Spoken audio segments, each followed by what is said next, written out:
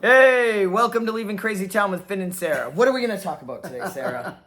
Hi, everybody. What's happening? Yeah, that's what we're going to discuss today. So, what we're going to talk about today are boundaries, but we're going to talk about a specific kind of boundaries. We're going to talk about basic physical boundaries. And I wrote a chapter in the book on boundaries. And What book? Co-Crazy. It's called Co-Crazy. By Dr. Sarah Michelle, my co-host. Yes, right. And there's a bunch of kind of boundaries, and we're going to just address physical today. But one thing I did say in there is, how do you know when your boundaries are violated? And one way is you have an emotional response. You feel either angry or upset or shut down or whatever it is. And the reason we're discussing this today is... Well, people are not aware of boundaries, but I was going to say, how does Finn know when his boundaries have been violated? Your hands are on my body, and Yes. I didn't consent to it. Yes. That's the simple way for me. It doesn't matter how I feel. If you're touching me and I didn't say it's okay, Yes. yuck. This is really great. This is really great. Bottom line is, we have control, charge of our own bodies, and we get to say, God, I'm starting to say this, and part of me is like, there's so many different things to talk about, but we get to say whether or not we want someone to touch us or not touch us, hug us, not hug us, whatever it is. And Yep. here's the other thing about boundaries. I may consent. Like, Sarah's someone I would hug for sure. Yeah. Right? So she knows that that's our relationship. And there's other people I may be in like an intimate relationship with, and we know we touch each other. So it's like that consent's given. But guess what? I have a right to change my mind at any moment. Yes. And I have a right to feel how I'm feeling about being touched in each moment. So not only if you're a stranger, I clearly don't want you touching me. You may be someone who I'm intimate with, and I might not want to be touched in a particular time. And that's my right as well. Yes. Yes. And we are going to discuss the kind of nuances of this also, because there's a couple of things.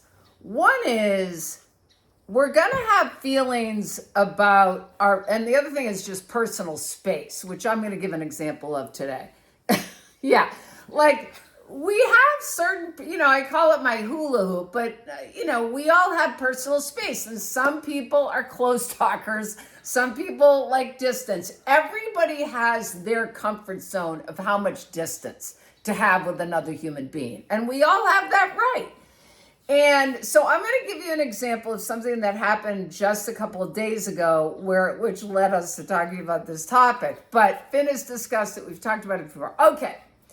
I am buying a car, and I went to test drive a car. And I'm only 5'5", so I'm pretty short. And I got into the front seat of this vehicle, and I'm going to just imitate it. So I'm in the vehicle. So she's sitting on the steering wheel, basically. I'm sitting I'm sitting in the driver's seat. The car door is open, and the salesman is standing right kind of in the car door space. And he suddenly, and again, this is the nuance here, is I think part of I was going to say, we can look at the motivation of the person later, but this person to me did not seem like a predator, he seemed super anxious. So that was why I kind of rationalized the behavior in my mind. So what he started to do is, he started to reach into the car door across my breast over to the panel, the radio area, and he starts showing me with his arm. And believe me, the steering wheel is close to my body, so his arm is like barely not brushing my breast. And it happened like 5 times. He reached in, he showed me, and of course, I'm just totally checked out. I can't even watch whatever knobs he's doing, because I'm like, is he going to touch my breast? Sarah left the building. I love that. Did it ever occur to you to get out? See, I didn't realize the door was open. Oh, no, the door. To get out of the car. Standing there. I know, but Actually, he was kneeling. Say, hey, why don't we switch positions? It'll be easier. Oh my God. All right, let me Of course, that's not going to occur to you when you're in a trauma. I'm in a trauma response. This was the clincher, though. So he did that 5 times. Then he reaches in between my legs under the front seat and he starts trying to grab. Meanwhile, gone. I'm like now dissociating. He's trying to find something under the front seat, like some lever, and then he's like, oh, I guess it's not there. I'm like thinking, I guess not. Finally, he removes himself. Meanwhile, I'm in some kind of response. And okay, so that was the physical boundary violation. I felt really violated, which, by the way, I didn't even know till later that day when I started feeling really off and uncomfortable. It's like I knew it at the moment, but like I say, I kind of rationalized, oh, he doesn't mean it. He's clueless. Well, he's and there's a anxious. chance that the reason why he was anxious is he's looking at the distance between the breast and your the steering wheel and your breasts, and thinking, oh my God, how am I going to reach over to the panel like I normally do in this situation without touching her? And then he left the building too, so, you know. We don't know what happened or why. All I know is, and so this is the thing to remember, right? Because now we talk about, like, in these physical boundary situations, we always talk about, can we speak up? Can we say something? And what goes on at the moment? Like, say someone comes over, like Finn was just saying, and says, can I have a hug? And at the moment, I don't feel capable of saying no, and I hug them. So there's a couple of things happening. But that's actually not a physical boundary violation. No, that's Right. a good point. Right. Well, I'm violating myself. Right. Really, by not. I know, by not 'cause setting the. I'm not setting the physical boundary. My example of physical boundary where a very similar thing was I was at an AA meeting. I was at a recovery meeting, and I shared, and a woman came up to me after the meeting and put her hand on my chest. Right. And like rubbed my chest while she was talking to me. Right. I didn't know who she was, but I was like, I just remember backing up and like she was touching me and being like, oh my God, what's happening? I didn't hear anything she said. I just waited for it to, instead of like, there was nowhere for me to go because there was a wall behind me.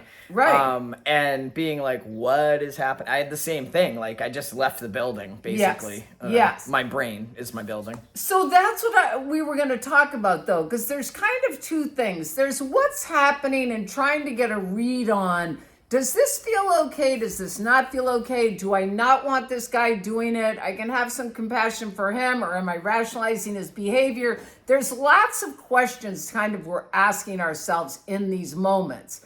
But then part two of it is later, when I'm having intense feelings about it, I'm actually having what we call in psychology an abreaction, which is an old reaction happening now. So we say on the channel all the time, we get activated.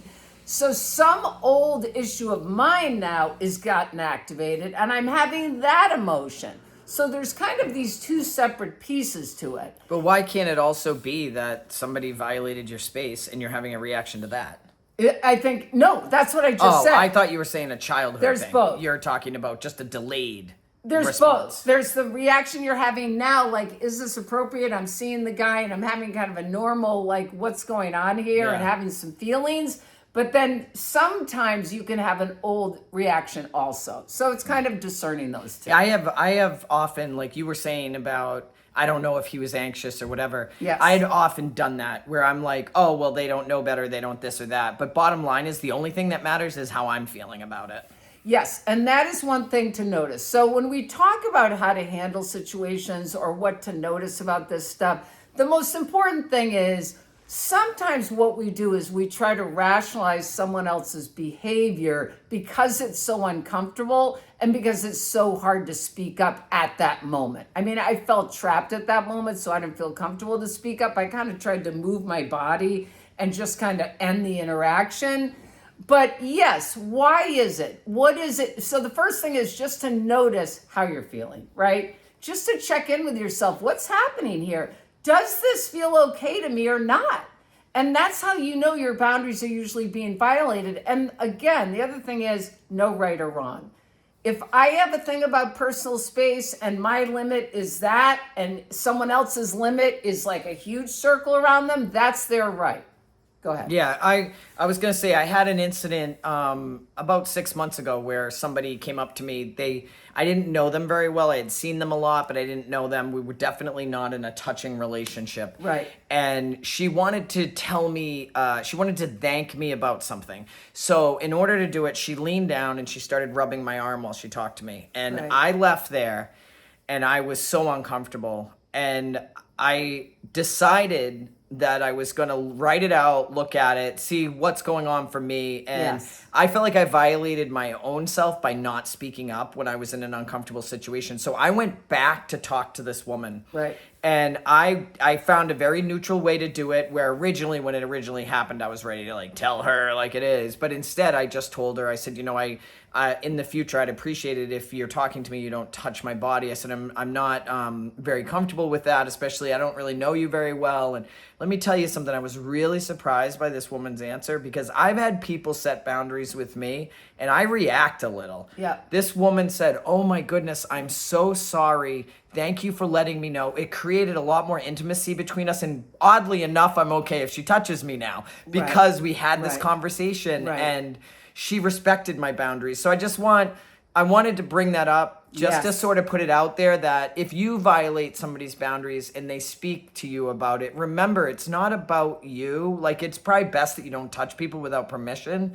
But if you can honor them and hear what they have to say, you may create a lot more intimacy between the two of you. Absolutely. So we're going to wrap this up. So we've talked about two things. One is watching how you move towards other people's spaces. You know, I sometimes can touch people on the arm or whatever, and I've actually had someone say to me, please don't do that.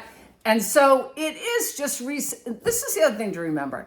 Everybody's different. I have my comfort levels about physical contact or strangers touching me or even friends touching me, and someone else, Finn, might have totally different ones. Yeah. It's really knowing what you feel comfortable with as far as touching, as far as personal space. That's Like, the first I'm thing. okay with you right next to me, but a rando, I'd be like, back it off, you know?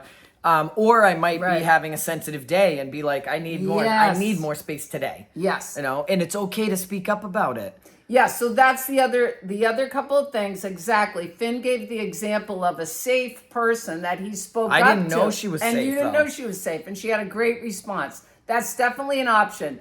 What I would say just to start is really just starting to notice, wow, this is interesting. When people are close to me, this is how I feel. When people touch me, this is how I feel. Because I think part of being in recovery from codependency and just in addiction is starting to be aware of these phenomenon. Right. Because I think what happens so often is we deny our feelings, and then they're going to come out later. Right. So just to start to notice. You with the car dealer, you may never see him again. I Right. was going to see this woman again and again and Yes. again. And also I had felt like I had done a lot of recognizing what's going on in my Yes. life and how it feels. I felt confident to talk to her, even though I didn't think she'd react as well as she did. Right. But without speaking up, it felt like a second violation against myself Absolutely. by me.